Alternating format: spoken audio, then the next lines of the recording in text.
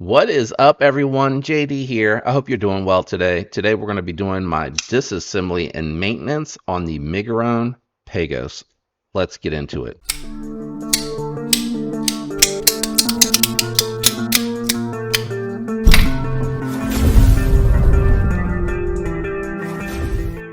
All right, guys, we're on the table trying a different angle here. I'm trying to find like maximum clearance to where I can see everything, but still keep the mic in close so that when I'm up and down, I am not, I don't know what that is.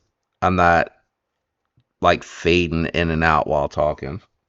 Something I disassembled was dirty. I need to clean it up in here. What I recommend for this disassembly, guys, is get yourself a good set of Weehaw bits. I really like Weehaw bits, even though you can't really see that it's engraved on there. They tend to hold up really well. Oh, actually, that was the T8. There you go, Weehaw.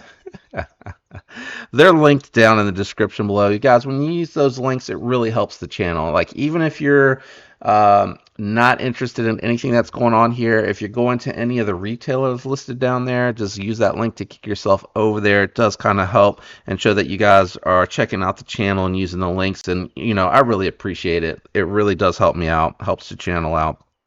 All T8 hardware. Miguron absolutely slaying with the hardware game, guys. They also are giving you that titanium pocket clip.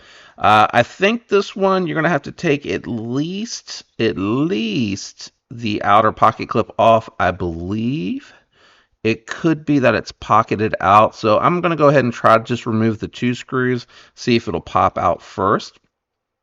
We'll find out the hard way. I haven't disassembled this one at all yet, so I'm really looking forward to cleaning it, breaking it down, checking out what's inside this one. What's in here? Oh, you got a pivot collar with this too, which kind of makes sense. Yeah, it kind of makes sense. All steel, all steel. Does it come off? It does. Yeah, it does. It has a pin. It looks like underneath. Yeah, it's a pin. So you do not need to remove the pocket clip. So two screw construction to get in here and maintenance this one. This one is all gummed up. So it is a caged bearing system with ceramic balls inside, and this thing had phenomenal action. These look like they are the smaller. In case anyone out there wants skiffs, let me go ahead and just measure that one out. I typically don't on the budget knives, especially when the budget knives are already coming with caged bearings. I prefer the caged bearings just because it's just so much more solid in pivot. Hello, come on. And this one being smaller, looks like it's going to be, yeah, 5, and I'm betting 364 ball. Well, let's see here. Oh, and a good microfiber cloth always helps. It is very tight tolerances. There it goes. I was like, the bearing did not want to come out. Man, this is, outside of just being overly oiled, very clean. Maybe. It's a little dirty. I was going to say it's pretty clean, but it's actually kind of dirty. And that could just be from break-in. You know, I took a little longer to get to the disassembly of this one, but there's your caged bearing, ceramic balls. You know, this is going to be fairly stable in the pivot. You're not going to lose any balls or anything like that, and it's going to do a good job of keeping everything in place. So yeah, these are going to be 5mm 364. So more of your smaller, accurate, detailed, whatever you want to call it. Let me just pop that out of there. There we go. It came flying out. Let's go ahead and clean this bearing off because, again, I'm reusing these. You don't have washers to flip over on this. It rides directly on the steel liners. We're going to go ahead and clean off the pivot as well.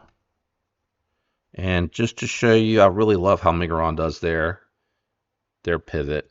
They have that whole section right there that helps really, to me, in my opinion, keep everything from moving. Nice static or stagnant pivot staying in place. I really like that. So Cleaning all of this up. This is really well tuned, guys. If you don't like how yours is tuned, definitely check out I think I did a short or a really short regular video. I tried to do a short, and for whatever reason it posted as a regular video, just really quickly showing you how to tune the lock bar. And then the way that I reassemble all of this, whoops, oh my gosh, I keep dropping the stop pin. I like to do it from the pivot side. You know what I didn't do? I don't think I hit the,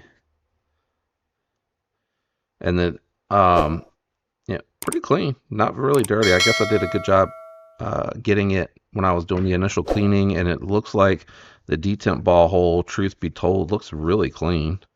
So I'm not too worried about that. All right, get your lube of choice ready. Little goes a long way, guys. Little goes a long way. I used to put, generous amounts, and then I realized all I'm doing is wasting because it's spilling out everywhere, which means it's not on any of the parts that actually move. So I just work this on here. Just needs a nice light coated surface, and my hands are not dry, so it's letting me know that it's still coated without coming loose. And then the pivot looks like it faces the back. Let me get this lined up. There we go. Just try to make sure that doesn't move too much. Did I clean this? I thought I cleaned it. These things are so small, they're hard to pick up. Yeah, they're clean. It's just the ceramic balls are a little bit darker. And then same thing here. You just want to work it in. You don't want a whole bunch of excess lube on here. Again, it's wasteful. It's not going to stay there. If it's leaking out on behind the scales and leaking out of the pivot, you're putting too much in there, and you're really just wasting your lube, in my opinion. All right, let's get this on. Doesn't matter which way it goes because it's caged. And bam. And then what I recommend here is just a dot. That's just so that you have a little tiny bit of lube. Whoops. That's going on to your detent ball to ride on the track, but not so much that it's, falling off and getting on your lock bar interface. So we're almost done. This is going to be the last one. I think I put a little too much on this one.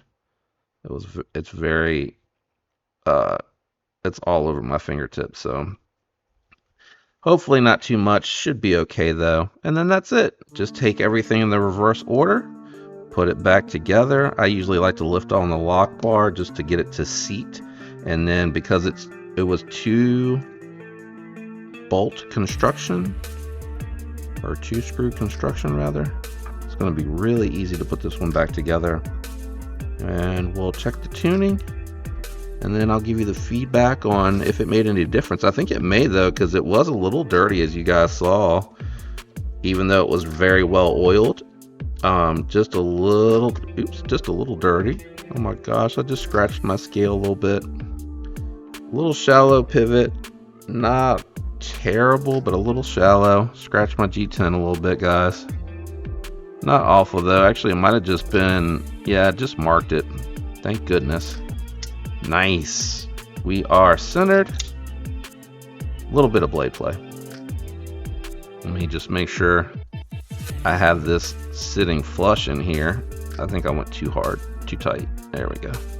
Let's check it now. Yeah, too tight. Too tight. Let's back it out just a little bit. There we go. No play. Nice. Good action. We're still centered. Let's work in the lube a little bit here. Man, the detent is so dialed on this one, guys. They did a good job. Sometimes it's hard with those small knives to get that detent dial. But if you use the right size hole and you get your lock bar placement in a good spot, feels really smooth. Yeah, there you go. Disassembly and maintenance on your Miguron Pagos. Hope this one helped. Hope you enjoyed it. Shout out to everyone out there that likes, uses those links, comments, and is subscribed. It does help the channel. Shout out to my channel members. I really appreciate your membership. I hope all of you have a fantastic week, guys, and I'll catch you on the next one. Peace.